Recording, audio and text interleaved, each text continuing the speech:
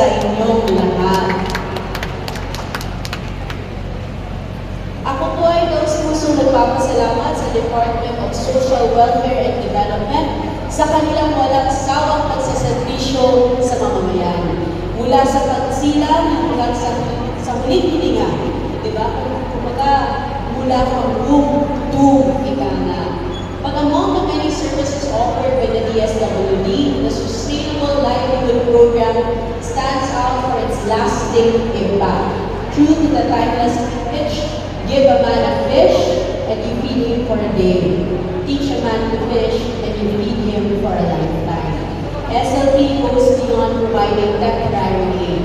It empowers Filipino families by equipping them with the skills, resources, and opportunities needed to create sustainable improvements in their lives.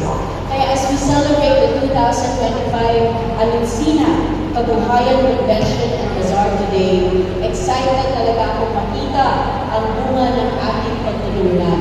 Makita ang mga produkto, makita ang programa at talento ng sambayanang Pilipino. Let's continue to champion local. Let's keep lifting our SMEs and support our SMEs. But also, this is not just a place for us to shop, makikain, makipag reading sa lahat ng mga produkto.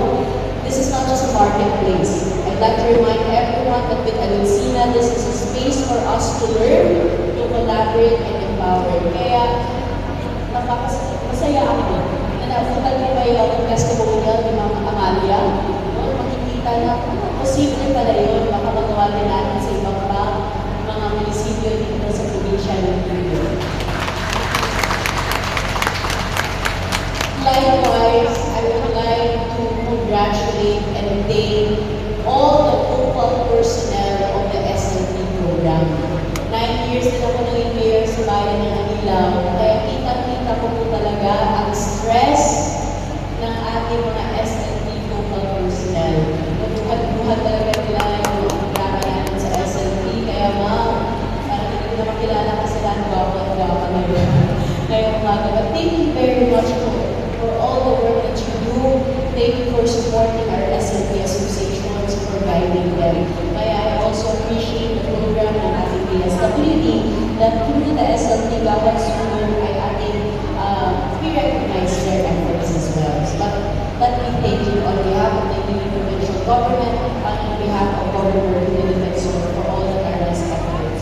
Kaya hindi na ako magpatatagal, sama-sama natin itaguyod ang isang mas maunlad at makataong kinabukasan para sa bagong Pilipinas. Maraming salamat at mabuhay po.